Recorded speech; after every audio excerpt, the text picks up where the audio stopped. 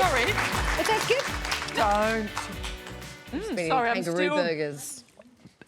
I haven't actually eaten that before, but it was yummy. It was yummy. Oh, don't make me feel bad. Now, we all have problem areas when it comes to our skin. I know all about this, and at times they can cause some embarrassment and discomfort. Our resident beauty and skin expert, Ingrid, joins us now to talk through the best ways to try and deal with it.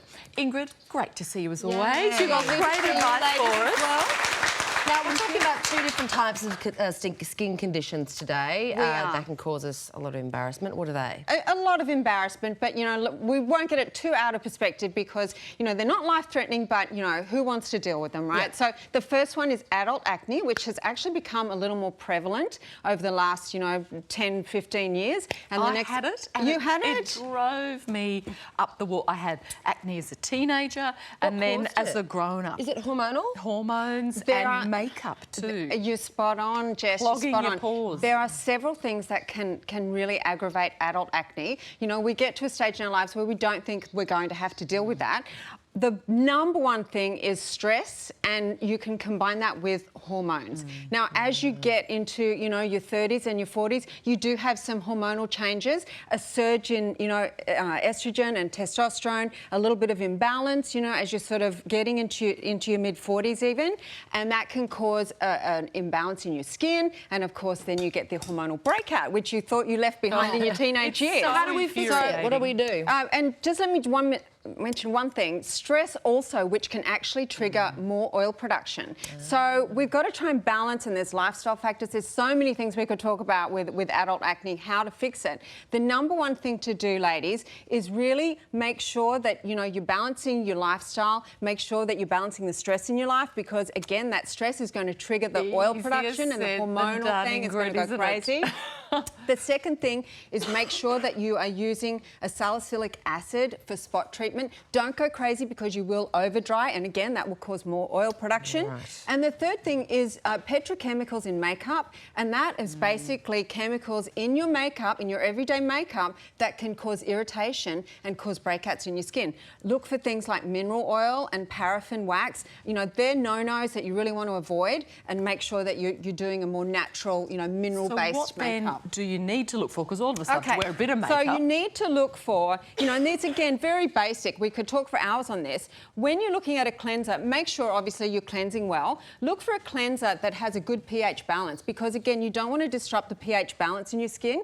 Again, over drying will cause more oil production. You know, you think you need to dry out your skin, you really don't.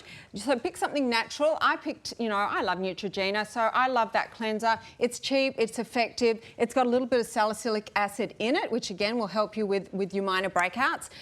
Good old Clearasil, look, just spot treatment with that. I picked Clearasil because it's salicylic. I'm kind of against benzoyl peroxide, and I'll tell you just quickly why. Benzoyl peroxide works like an antibiotic. It works initially in your skin, and then what happens is, over time, it loses its effectiveness. So stick with the salicylic acid, I think. Okay? Right. So, and also, of course, flogging my own wares, Hydrate is a great oil-free cleanse. That is actually very, very good. An oil-free hydrator for your skin. So if you don't need a, you know, a really oily moisturiser, use something like my Hydrate for your skin. Which I love too. Thank you. And hyperpigmentation, that's another thing that a lot of women are experiencing. Okay, very quickly. Hyperpigmentation, we could again talk about for hours. Hyperpigmentation, just quickly, what is it? It's bunching of melanocytes, the pigment in your skin. It's your skin's immune response to trauma. That can be UV rays, that can be stress, that can be pregnancy, you know, induced melasma. How do we get rid of it is the key. There are many ways that we can control it, we can inhibit it, but we cannot get rid of it permanently. Anyone that tells you they can, it's not true. However, we can use things like a lightening serum. I pick Osmosis because I love that serum. And also make sure you're using a UV in your, you know, great sunscreen. Also, I want to say one thing about laser. Laser can be very effective with hyperpigmentation. However, be careful the skin tone that you have. There's something called a Fitzpatrick scale.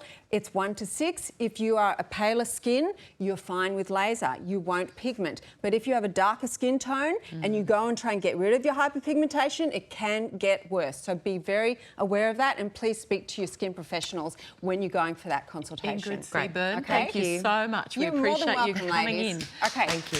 Still to come on Studio 10 New Secrets of Celebrity Diets. We have some more expert advice right after this.